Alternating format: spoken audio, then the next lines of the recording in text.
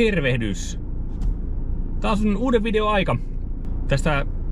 Tätä aihetta mä oon sivunnut muutamaan otteeseen mun aikaisemmillakin videoilla. Nyt mä pyörittelen tätä asiaa vähän niin kuin ehkä pidempään ja enemmän, vähän eri kulmasta. Eli autojen kestävyys on romahtanut. Onko tää sattumaa vai EUn ohjaamaa kertakäyttökulttuuria? Jos oot ajanut autoa pidempään kuin 10 vuotta, oot todennäköisesti huomannut ihan saman kuin moni muukin. Nykyautot ei kestä enää siinä määrin kuin aikaisemmin, ilman suuria korjauksia ja kalliita korjauksia. 90-luvun, 2000-luvun perheautot rullasi helposti 300-400 000 kilometriä ilman sen suurempia älyttömiä korjauksia.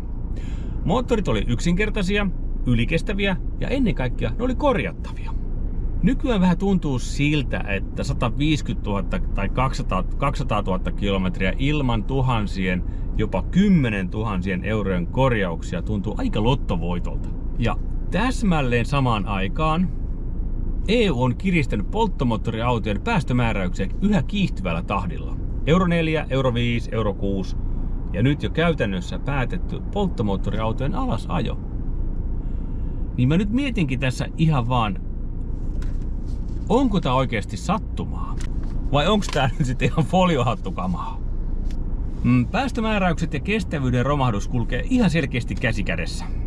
Kun päästörajoja alettiin kiristää 2010-luvulla, autoihin alettiin lisätä yhä enemmän teknologiaa, jonka ainoana tehtävänä on läpäistä EUn päästötestit, ei parantaa auton käyttöikää tai luotettavuutta.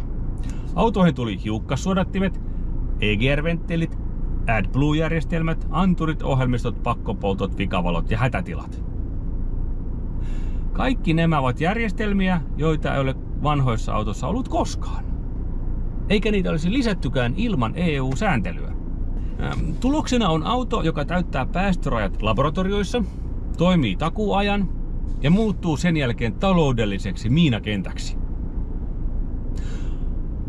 Niin mä kysynkin nyt vaan, että onko tämä oikeasti ympäristöpolitiikkaa vai tietoisesti rakennettua kertakäyttöä?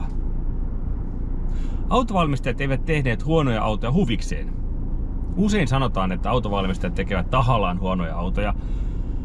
Ikävä kyllä, todellisuus on monimutkaisempi ja vieläkin synkempi. Heidät nimittäin ajettiin tilanteeseen, jossa ei vaihtoehtoja juuri ollut. EU kiristää päästörajoja koko ajan, mutta ei anna realistista teknistä polkua niiden saavuttamiseen kestävästi ja pitkäikäisesti. Näin ollen valmistajille jää 2 vaihtoehtoa. 1. Rakentaa äärimmäisen monimutkainen, herkkä ja kallis tekniikka. 2. Tehdä se niin halvalla kuin mahdollista, jotta auto menee kaupaksi. Mitä luulet, kumpi on näistä voittaa? Kukaan ei osta perheautoa, jos sen hinta nousee 15 000–20 000 euroa pelkästään päästöjärjestelmien vuoksi. Ja se on huomattu myös autojen myyntimäärissä. Nimittäin tässä samassa ajassa koko Euroopassa autokanta vanhenee vuodesta toiseen. Esimerkiksi 2013 Euroopassa autojen keski-ikä oli 10,9 vuotta. Vuonna 2022 keski-ikä 12,3 vuotta. Eli niinpä kustannukset leikataan pois materiaalien laadusta ja ylikestosta ja huollettavuudesta. Auto ei ole enää pitkäaikainen investointi. Autosta on tullut kulutushyödyke. Pirun kallis semmonen. Ihmiset ei pyydä digiviidettä, ne pyytävät toimivaa autoa. Ja tämä on se kohta, jossa Brysselin narratiivi ja todellisuus erkanee aivan täysin. Mun aiemmissa vlogeissa mä oon saanut kymmenittäin viestejä ihmisiltä, jotka ajavat aivan täysin tavallisilla perheautoilla, joissa ei ole kosketusnäyttöhelvettejä ja muuta tingeltangelia, vaan autoja, missä on hurjia kilometrimääriä, 300 000, 400 000, 500 000. Ja ne toimii. Ja nyt varsinkin kun on kovat pakkaset, no nyt on vähän lauhtunut. No nyt Saabin-mittari näyttää, no nyt on joku 7 astetta pakkasta.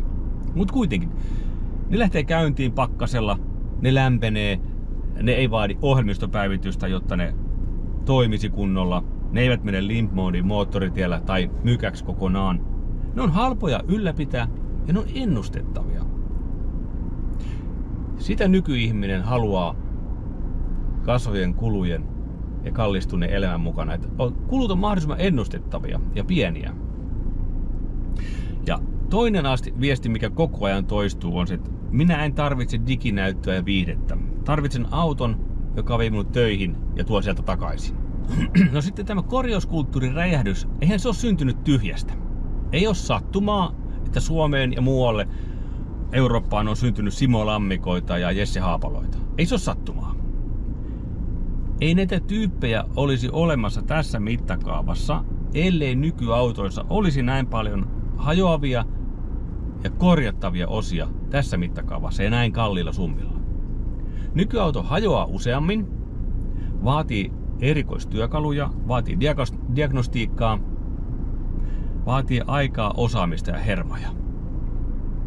Ja ennen kaikkea se maksaa todella paljon korjata. Tai niiden osien vaihtaminen maksaa todella paljon. Kun virallinen huolto, merkkihuolto, sanoo, ei voi korjata, osa pitää vaihtaa, hinta 5000 €. Tästä syntyy vastakulttuuri. Ihmiset, jotka opettelevat itse, korjaavat, purkavat, kiertävät järjestelmää. Tämä ei ole merkki teknologisesta kehityksestä. Tämä on merkki siitä, että järjestelmä on rikki. Sitten kun joku keksii paremman konstin korjata autosta joku tiettykohta, sitten puuttuu trafikeihin ja kieltää koko homman. Näin kävi esimerkiksi Hapala Jesselle erään tietyn osan kanssa. Sähköauto, siinä on yksinkertaista tekniikkaa, mutta todella monimutkainen todellisuus. Aika ironista kyllä, että sähköauton perusidea on äärimmäisen yksinkertainen sähkömoottori, inverteri, akku. Ei venttiilejä, ei vaihteistohelvettiä, ei pakokaasuja. Siis ajatuksena aivan täydellinen. Ehkä jopa liian hyvä ollakseen totta. Toistaiseksi taitaa sitä myös näin ollakin. Sähköauton ongelmana ja kulmakivenä on akku. Se täytyy lämmittää, se täytyy viilentää, se täytyy suojata ja se täytyy jatkuvasti valvoa. Ja kun lämpötila vaihtelee, syntyy väistämättä kondensaatiota, kosteutta ja pitkän aikavälin ongelmia.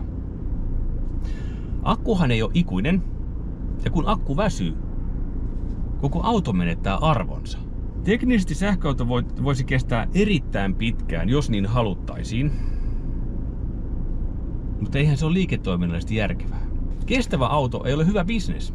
Jos autotehtaat todella haluaisivat, mekaaniset osat voisivat kestää käytännössä ikuisesti. Mutta niin kuin nähty, ne hajoaa todella usein myös sähköautoissa. Milloin stefat vuotaa ja milloin murenee vetoakseleita ja muita.